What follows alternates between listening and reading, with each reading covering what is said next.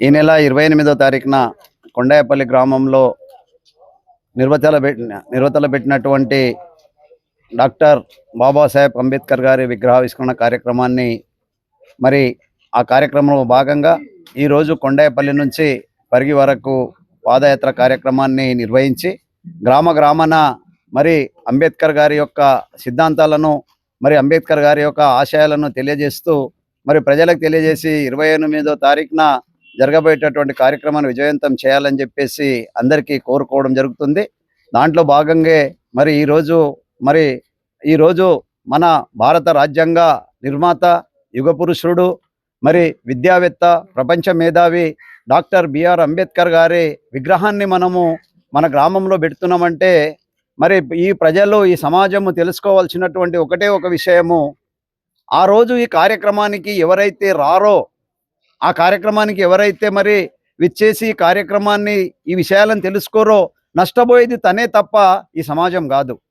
ఎందుకంటే ఆ రోజు ఆ కార్యక్రమానికి చాలా పెద్దవాళ్ళు, విద్యావంతులు మరి అంబేద్కర్ గారి యొక్క జీవిత చరిత్రతో పాటు మరి ఈ సమాజంలో మనం ఎలా బతకాలి, ఎలా ఉండాలి, ఎలా మన హక్కులను సాధించుకోవాలి, మరి బహుజనవాదం అంటే ఏంటిది, అంబేద్కర్ ఐడియాలజీ అంటే ఏమిటి, మరి అంబేద్కర్ గారు దేవరి గురించి పోరాడాడు, ఎందుకు పోరాడాడు, మరి అంబేద్కర్ ఆలోచన విధానానికి అనుగుణంగా మనం ముందుకు నడవాలంటే మరి వారి యొక్క రాజ్యాంగ స్ఫూర్తిని ఆ రోజు మరి కొండాయపల్లి గ్రామంలో వచ్చేటటువంటి మహనీయులు మనకు తెలియజేస్తారు. కనుక ఒకవేళ మనం ఆ సమావేశానికి ఆ కార్యక్రమానికి మనం రాకపోతే, తెలుసుకోకపోతే ఈ సమాజ అవగాహన, ఒక మనిషి అనేవాడు ఈ సామాజిక స్పృహ తీసుకోరాకపోతే తను సమాజంలో ఒక మనిషిగా వెలుగొందలేడు.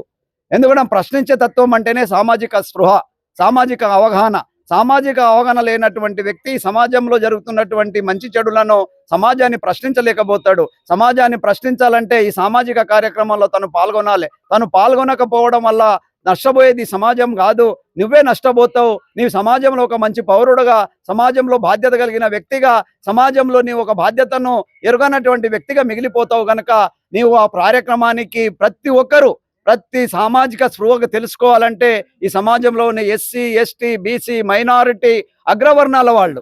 ఎందుకంటే అంబేద్కర్ పోరాడినటువంటి పోరాట సిద్ధాంతం ఏంటిది అసలు?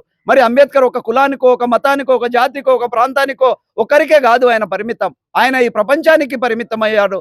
తను రాసినటువంటి రచనలు, తను చేసినటువంటి సూచనలు, తను చేసిన సామాజిక పోరాటాలు ఈ రోజు ఈ భారత రాజ్యాంగం అనుకోండి, లేకపోతే ఈ రోజు మనకు తన రచించినటువంటి ప్రాబ్లమ్ ఆఫ్ ది రూపీ అనే శాస్త్రం వల్ల తను నోబెల్ ప్రైజ్ను పొంది ఈ రోజు మనకు రిజర్వ్ బ్యాంకు కానీ, ముఖ్యంగా ఈ రోజు అంబేద్కర్ ఈ భారతదేశానికి బతుకు నేర్పినటువంటి మహనీయుడు. అంబేద్కరే లేకపోతే, ఈ రాజ్యాంగమే లేకపోతే ఈ భారతదేశంలో ఆ రాజ్యాంగంలో ఉన్నటువంటి చట్టాలు కానీ, రూల్స్ కానీ, న్యాయస్థానాలు కానీ అంబేద్కర్ ఏర్పాటు చేయకపోయినుంటే ఈ రోజు మన మనుషుల్లాగా ఉండేవాళ్ళం కాదు. ఇది మరో ఒక రాక్షసత్వంతో కూడుకున్నట్టు దేశం ఉండేది. కనుక ఒక జీవన విధానాన్ని, ఒక పరిపాలన విధానాన్ని, ఒక సెక్యూరిటీ విధానాన్ని, ఒక అడ్మినిస్ట్రేషన్ ఈ రోజు అంబేద్కర్ ఈ దేశానికి అందించాడు. కనుక నేను ఇక్కడ ఈ ప్రాంతంలో ఉన్నటువంటి కుల మతాలకు రహితంగా, ముఖ్యంగా నేను ఒకటే చెప్తున్నా, ఈ సమాజంలో ఉన్నటువంటి ఈ పరిగి తాలూకాలో చాలా మంది గిరిజనులు తమ హక్కులకు ఉన్నటువంటి లంబాడీలు, బంజారాలు తమ హక్కులను తెలుసుకోవడంలో విఫలం చెందుతున్నారు. నేను ఒకటే ఒక రిక్వెస్ట్ చేస్తున్నా, మీరు ఎన్ని సమావేశాలకు, ఎన్ని కార్యక్రమాలకు, ఎన్ని సామాజిక కార్యక్రమాలకు మీరు హాజరైతే ఈ సమాజం గురంతా తెలుసుకున్న వాళ్ళు అవుతారు. ఈ సమాజంలో అంతమందితో మీకు మంచి సంబంధ బాంధవ్యాలు, పరిచయాలు ఏర్పడతాయి. ఈ సమాజంలో మీరు నాయకుడుగా ఎదగడానికి, నాయకత్వం నిలబెట్టుకోవడానికి మీరు మరి ముందుకొస్తారు. ఒకవేళ మీరే మీ పార్టీలకో, మీ రాజకీయాలకో మీ అక్కడి వరకు పరిమితం అయితే అది మీ వరకే పరిమితం అవుతారు. రాజకీయ అధికారంలో ఉన్నప్పుడే మీరు పార్టీలో నాయకులుగా కనిపిస్తారు. ఒకవేళ రాజకీయ పార్టీ అధికారంలో లేకపోతే మిమ్మల్ని నాయకులుగా గుర్తించేటటువంటి విఫలమవుతుంది. కనుక నీవు సమాజ కార్యక్రమాల్లో పాల్గొన్నట్లయితే చిరకాలంగా ఈ సమాజం మిమ్మల్ని గుర్తుపెట్టుకుంటుంది. కనుక దయచేసి ఈ ప్రాంతంలో ఉన్నటువంటి వాళ్ళందరూ నాకు పిలిచిండ్రు, నాకు పిలవలేరు అని చెప్పేసి అనుకుంటున్నారు. ఇంకోటి, మా ప్రాంతంలో ఉన్నటువంటి చాలా మంది మేధావులు, ఉద్యోగస్తులు, ఉపాధ్యాయులు మీరు ఏదైనా కార్యక్రమం చేస్తున్నారంటే బయటికి రానటువంటి పరిస్థితి, దీంట్లో పాల్గొన్నటువంటి పరిస్థితి. ఒకవేళ మీరు పాల్గొనకపోతే అది మిమ్మల్ని మీరు కాదు, ఈ సమాజానికి మీరు చెడు చేసిన వాళ్ళు అవుతారు. అందుకే అంబేద్కర్ ఒక మాట, చివరికి ఒకే ఒక మాట చెప్తాను. అంబేద్కర్ గారు ఒక మాట అన్నాడు, ఎవరు అయితే ఈ జాతి యొక్క పర్సెంటేజ్ మీద అంటే 15% ఎస్సీలు 10% ఎస్టీలు అయితే ఉన్నారో మీరు ఆ పర్సెంటేజ్ రిజర్వేషన్లో మాత్రమే ఉద్యోగం పొందారు. మీ ఏదైతే ఎస్సీ ఎస్టీ రిజర్వేషన్లు రాజకీయంగా ఎదిగిన వాళ్ళు కానీ ఉద్యోగం పొందినటువంటి వాళ్ళు కానీ మీ వరకు మీరు ఉద్యోగస్తులు గారు ఈ మొత్తం సమాజం యొక్క ఈ జాతుల యొక్క పర్సెంటేజ్ లో మీరు ఉద్యోగం పొందారు కనుక ఈ జాతికి మీరు ప్రతినిధులుగా ఉండాలి.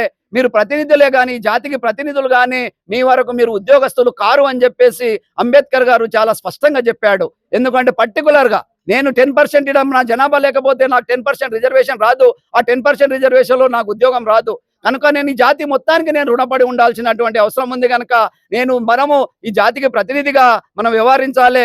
ఉద్యోగస్తులు నా ఉద్యోగం వరకే నా బాధ్యత అనవద్దు. జాతిలో వచ్చినటువంటి ఉద్యోగస్తులు మనం ఈ సమాజానికి ప్రతినిధులుగా మనం గుర్తింపు పొందాలని చెప్పేసి మరి ఈ కార్యక్రమంలో అందరూ పెద్ద ఎత్తున రాజకీయ పార్టీ ఆ నాయకుడు ఈ నాయకుడు అనకుండా అందరూ ఈ రోజు ఈ కార్యక్రమానికి 28వ తారీఖు జరిగేటటువంటి కొండాయపల్లిలో అంబేద్కర్ విగ్రహావిష్కరణ కార్యక్రమానికి అందరూ పాల్గొనాలని చెప్పేసి విద్యార్థులకు, ఉద్యోగస్తులకు, ప్రజా సంఘాలకు, రాజకీయ పార్టీ నాయకులకు అందరికీ నేను పేరు పేరున కోరుకుంటూ మరి ఆ రోజు దిగ్విజయం చేద్దామని తెలియజేస్తూ ముగించుకుంటున్నాను. జై భీమ్, జై భీమ్, జై భీమ్, జై భీమ్.